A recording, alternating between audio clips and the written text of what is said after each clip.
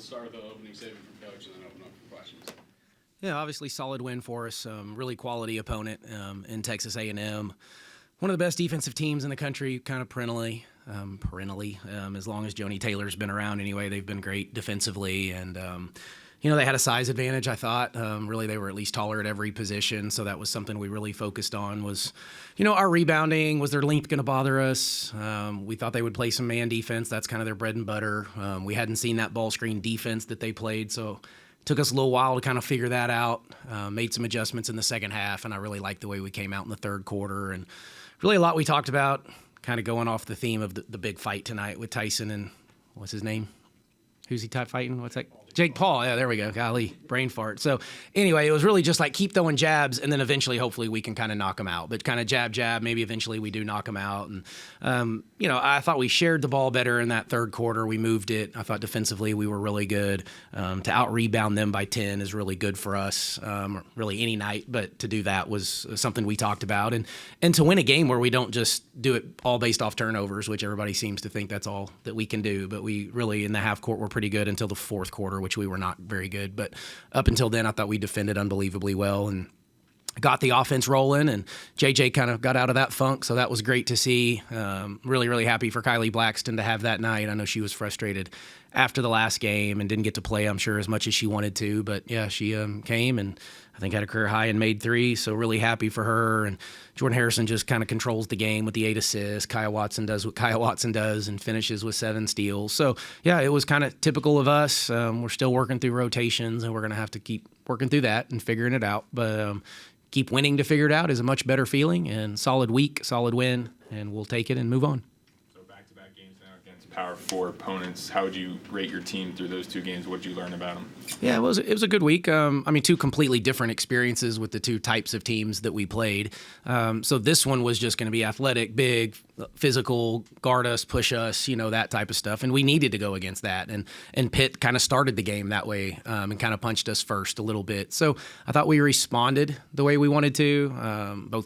Both nights, I thought the crowds were great. There was energy in the building. I think we want to continue to build on that and grow that fan base. So I thought everybody got moments. Kylie had moments tonight. Tirza and Cece have had moments. The other kids we've seen, so we kind of know.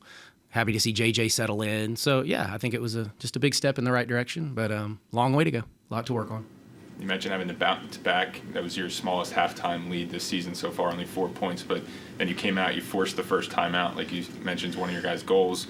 Only up 5 points or 7 total. I think it was a couple through the first 5 minutes. What did you say at halftime to really get them going? We didn't. It wasn't any major rah speech or anything like that. It was more of the X and O piece. We were playing hard. I think at half though, right? They had made 1 3 maybe off the dribble. They had no assists, I want to say, through 3 quarters. They were just driving us kind of head down, and I thought we just weren't containing the basketball at the level that we wanted to. And like I said, offensively, it was just sticking and way too much dribble and not enough pass. So we tweaked a few things, changed some screening angles, and to the kids' credit, they did the right thing and made the right reads. You guys went 12 for 20 from 3 tonight and had A&M praying to God that you missed one. Was that kind of the focus point going into this game? Oh, not necessarily. We're just trying to take what the defense gives us. I do think we have a pretty good shooting basketball team. Maybe a little inconsistent at time. Didn't shoot it obviously very well at all against Pitt. But I've said that we'll be able to make threes in games. If we can get to 8 or 9 threes a game, I think we'll have a great opportunity. It means we're running some pretty good offense. You had 12 threes, but you also had 32 points in the paint. Was there anything that surprised you about the offense tonight, or the performance, or anything specifically? I don't know if it surprised me. The offense is still a work in progress. I think it takes time to get this, and we're trying to run some motion with some ball screen mixed in. So it's like I said, it's going to take us a little time to gel and figure this out. I liked the second half offense. I didn't love the first half offense a ton, but I thought we did enough things and made enough shots in the first half to at least give us that lead when we weren't kind of all dialed in. So we were only up 4 at half, but we kind of felt like, okay, no, we'll be okay if we can just tweak a few things offensively, and then it showed in that third quarter. You all won the rebounding battle by 10. What does it mean to have that kind of performance against a team who, like you said, has a lot of height all around? Yeah, no, that's tremendous for us. Anytime we can, if we can win that battle, because we're going to usually win the turnover battle, and if we can either hang tough or win that, a lot of times it's offensive rebounding that's really more important than just overall rebounds. But we were +8 on those possessions, and then +3 in the turnovers. So there's 11 extra possessions that we got. So I think we'll be hard to beat if we can do that most nights. I had a guy sitting behind me in the stands who said if Kylie Blackson hits 5 threes, you all won't lose this season. Is that fair to say? Probably, yeah. So that's a lot to ask of anybody to make 5 threes every night. But yeah, I just think it would mean we're sharing it, and and she's being active, which she has the ability to stretch the floor and shoot it, and we do like green light shooting, where we see who has the green light on our team, and I think we have 5 or 6 kids in it, but Kylie is in that, so she has. We are giving her the green light to shoot those when she's open. So yeah, super proud of her. That was big for us. Just how valuable is Kaya Watson? You look at the 5 points, you don't think much of it, but 8 rebounds. She leads the team in rebounds this year, and then 7 steals tonight. Just what does she provide to the team? Everything. That's why there's the most important one is the 36 minutes and 9 seconds, because Coach Kellogg can't take her out because she does so many good things. And she's been more aggressive in practice. I still want to keep seeing her be a little more aggressive offensively. That's kind of would be the final step for Kaya, because she's a phenomenal rebounder. Her anticipation defensively is just fantastic. Great kid, plays hard, and that's just what makes it so hard for me to ever take her out. And she's worked herself into being a very well-conditioned athlete. You talked about fouls after the Pitt game, and tonight they kind of got you guys in a little trouble early. You said Kylie missed a lot of time because she was fouling early. But what is it early on in the season? What do you kind of want to get into their heads about fouling? What do they do to kind of cut those back going? Yeah, well, you're right. It's a little bit of a problem. It's a little been a theme here a little bit, and part of it is the way we play, and so we understand that. We may not be in the single digits with fouls, but when you're getting into the upper teens and 20s with fouls, that's just too many. And really what it does, it just slows the game down, and we want to play at pace with space, and we're not the biggest team, and so we want flow and tempo, and when you're fouling, obviously clock stops, take it out, kind of reset offense or defense. And so that's what it is. I think we'll just keep adjusting, and they're going to learn how the game gets called here early in the season, and the officials are told to call stuff pretty tight early.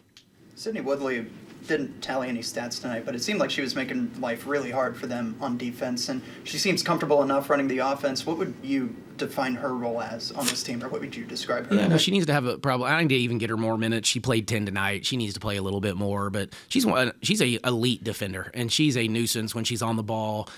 We keep deflections every day in practice, and I would bet 80% of the time she wins deflections through practice because of that activity. And so she's a smart kid. She's played big moments. You probably know this, but I think she had like 104 steals at Long Beach last year, which was more than, the kids that we have who had a ton of steals. Obviously a different level, but still pretty impressive. So she's going to be a big piece of this. And again, she's one of the ones that I've got to work into this probably a little bit more.